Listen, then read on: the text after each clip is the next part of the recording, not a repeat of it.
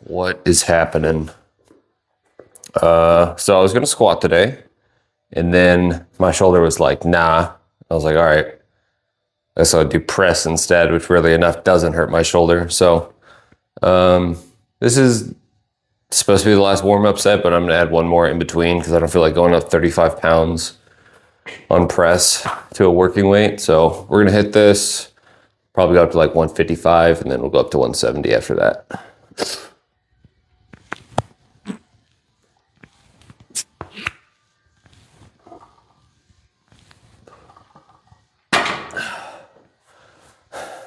You might be wondering why I'm wearing a hat when I do this. One, it's cold as fuck, and two, it helps me remember to like shove my head up and then down with the bar.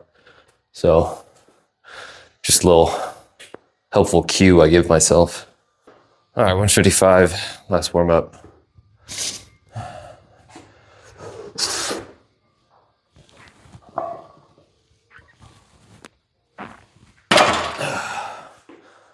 Oh, feels heavy. This is gonna be a rough day. All right, first set of 5, 170. So funny story, wave 2 of this program switches from 4x6 to 5x5. And I thought that was a mistake when I loaded up the app because I was looking at an older version of it, like a PDF. And so for the first week I did 4x6. It doesn't really matter in any actual significant way. But it is a cool little hint that I'm illiterate and also dumb. So, you know, just funny little story there. All right, let's hit this for 5. I reckon this is gonna suck.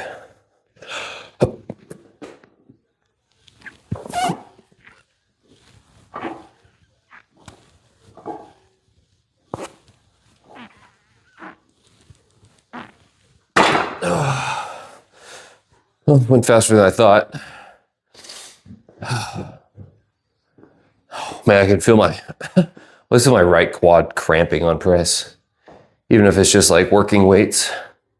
Whew. All right, set one down. Oh, easy.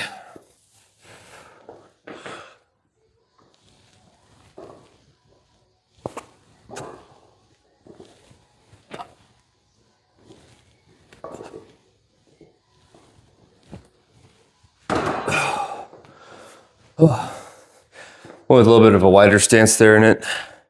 Did not help at all. That actually made it feel way worse. Try not to change things too much. So at this point, I feel like I should really have like everything down and consistent. But sometimes I just want to experiment, see if it'll feel better. In that case, it did not. Well, second set down. If anybody's still watching, I was toying with the idea of like live streaming workouts every now and then. I don't really know how to do it on Instagram. I was looking for the live button, but I don't know if they like took it away from me or something, but maybe on like Twitch or YouTube, I could probably set up my laptop out here and just live stream it and chill out because workouts take so long anyways. May as well do like a longer stream for it or something, like talk to people during it. But I don't know, if that's something that sounds cool, you should let me know, and I'll actually put the effort in to get it set up. I also want to get it set up so I can like live stream the like faux comps that we do, like the last one that I just posted about a couple weeks ago, and then the one that I'm going to do in March, which I'm officially naming Metallogenesis. So it's going to be, I'm going to try to make it as official as possible in every way outside of being an actual sanctioned like strongman event that counts for rankings and stuff. So I'd like to point out my genius idea. Little barbell warmer over here. Just stuck them in some plates. I should have done it from this bar, but I didn't think about it until after, so I figured I'd just warm up the bars my wife's gonna use later. Because I'm a good husband, kind of, sometimes. When it comes to gym stuff, at least. Oh, all right. Set 3.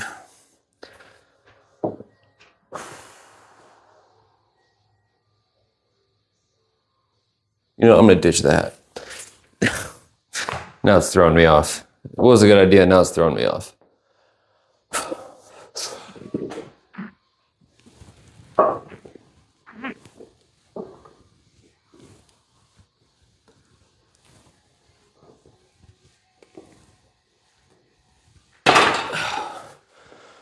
Oof. Yeah, it felt better. Fuck, it's still heavy though. Shit. All right, after a little bit of Googling, I figured out why I don't have the live button on Instagram. Because I don't have 1,000 followers. I have 157. So that's next. Next best bet is probably going to be getting 50 subscribers on YouTube. I think I'm at like 30 exactly. So, I really don't give a absolute shit about growing my social media, which maybe I should, but I don't. So I don't know. I'll link my YouTube more, I guess, and just try to pick up some passive followers or something. Strictly so that I can live stream the comps that we run here. And if that fails, then, you know, I'll just use Twitch. Because Twitch doesn't care about how popular you are. They just want you to stream on their platform. All right, this is the last set before the AMRAP. AMRAP. Feeling like it's going to be pretty close to 5. Oh, I'm going to go for like 7. 8 would be a PR, so that, I guess I'm aiming for 8. But we'll see. I'm trying not to push press anything. I'm trying to keep it all strict. All right. Oh, let me get rid of this head. All right, power, power, power.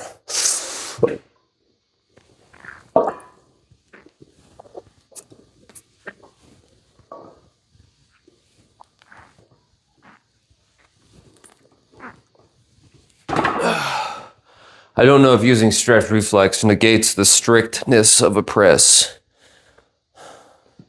But if it does, then I guess I ain't doing strict press because I'm using that stretch reflex. Hella stretch reflex. Okay. AMRAP time. So I'm always on the fence about if I want to wear a belt for these. And I never want to like, I normally don't wear a belt. But sometimes I want to try to wear a belt and see how it goes. But I never want to like experiment on an AMRAP because I'm always worried that it's going to ruin the AMRAP. But today I think I'm going to try it and see how it feels for 170 since, you know, like whatever, I've done 170 a lot. Not like my ego's not riding on this one or not. Now here's the other problem is I have no idea where I put that belt. That's Drew's. Oh, here it is right under that. There you go. See, the problem with everything in the gym being black is everything's black and it all, you know, kind of blends together. Historically, when I've worn a belt on press, it like makes me really lightheaded for some reason. Not really sure why. So, you know, hopefully that doesn't happen. I'm gonna kick that out of the way just in case I fall backwards, which I shouldn't. But you know, you never know. There's always a little bit of risk associated with weightlifting. So, just, you know, even if I hit 8, it's still like it would be a PR in the app, but that puts my estimated around 215, which is 10 pounds under my actual 1 rep. So, you know, whatever. I'll just put the stupid belt on and see how it goes. I'm also wearing wrist wraps under here and I have a shoulder brace on under my hoodie too. So, or not a shoulder brace, like a shoulder wrap. I'm also wearing a grip shirt under this because I thought I was going to be squatting today and my shoulder was like, no, like I said earlier, as previously stated. All right. Power, power, power.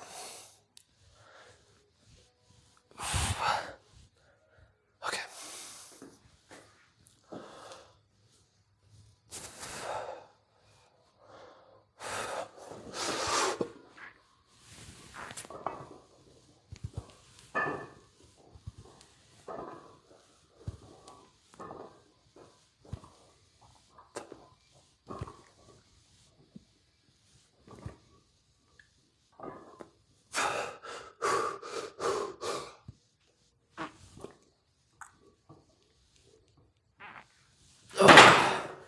I'll accept that as 8.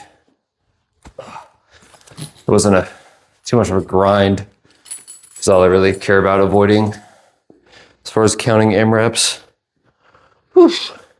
belt felt all right. Definitely, like, it's different. It's definitely different. But, didn't pass out, so that's good. Okay, another funny story about me not reading this program right. Today, or this week, is a 4x10, not a 3x10. So, really gonna see if this 80 pounds works out. I'm sure it will. 80 pounds for, well, when I think about it, when I say it out loud, it doesn't make that much sense, but whatever, we're gonna do it.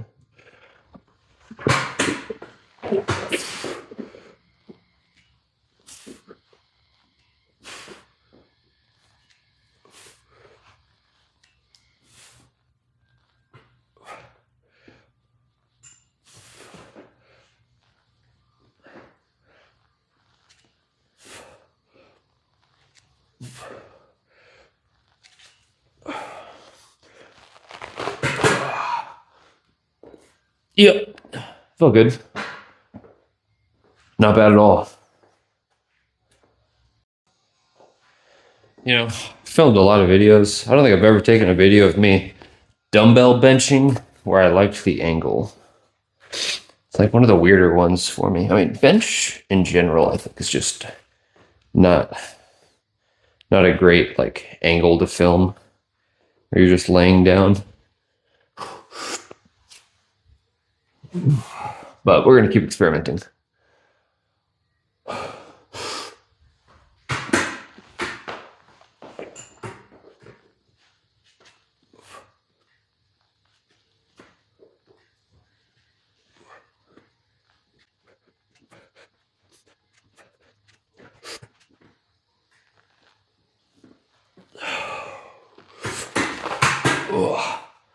Yep.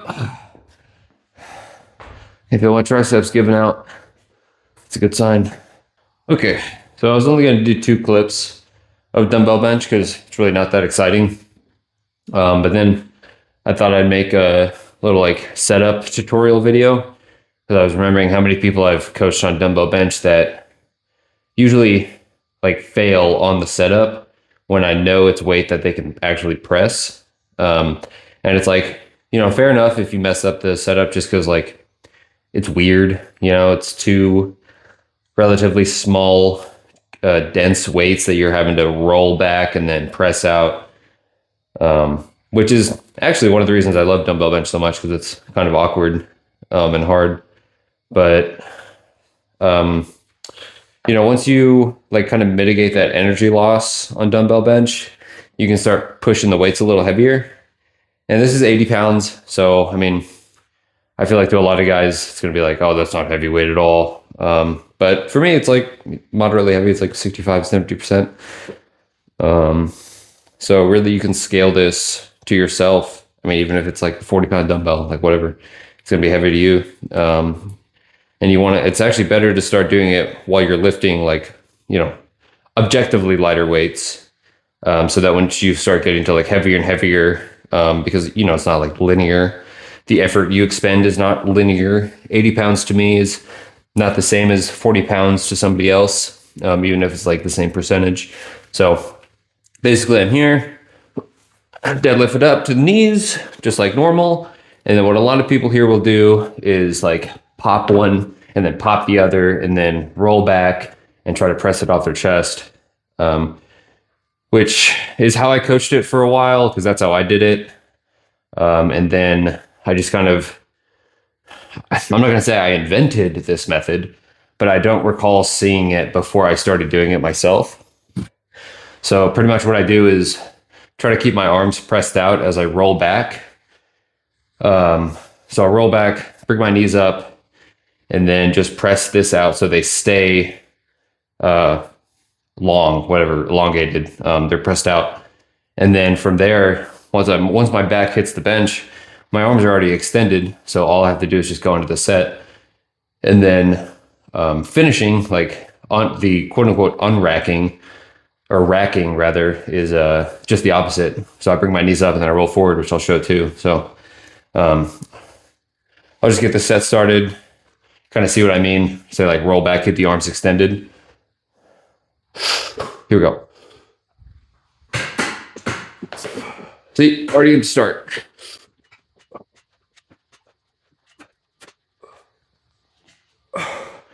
And then to get back, neutral grip, knees up, and then you just, ride the weight. Oh man. Yeah, so that easy. Save yourself some energy, make some PRs. All right, as usual, just easy accessories, tricep push down, some bicep curls, some face pulls. Probably just do like, I don't know, one video, one clip of each because it really gives a fuck, you know? But good to document, I guess. So what am I at? 70 pounds with the rope attachment. That is one thing I can talk about is the attachment. So the rope, I feel like really like helps me isolate the triceps a lot better with less weight on my joints. Because I can do about double the plate weight on like a bar push down. But since I'm just trying to grow my triceps, I'm not trying to like turn into like a standing dip. I like the rope for it, especially the long ones. You can kind of like stand up and just press down. So, you know, it's preference, but if you have like achy elbows like I do, it might be worth a shot to try the rope out instead of a bar if that's what you've been doing. Because I do like half the weight. So it's way less strain on my like joints and my system, but my tricep honestly gets hit even harder because I could really like focus on it and isolate it. Which, you know, normally I'm not like a big, isolate the muscle kind of guy, but you know, when my elbows hurt, I am. So whatever. Here we go.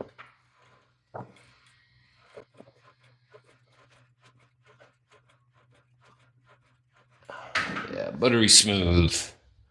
Buttery smooth. Always feel stupid filming bicep curls, but you know, it's good to show the whole workout, I guess. So probably put this one on like 5 times speed. It's just a bicep curl. Don't overthink it.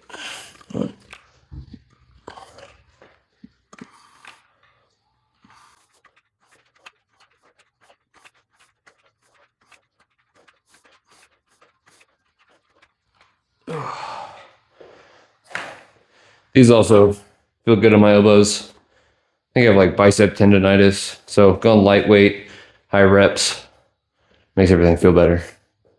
All right, last one for accessories. The face pull. The program called for reverse flies, which are great. I love them. But they really hurt my AC joint, which I'm not letting heal. So I'm doing face pulls instead to kind of get the same muscle worked. And just, it's good for shoulder health. So just 12 of these. Try to spread the band as I pull back.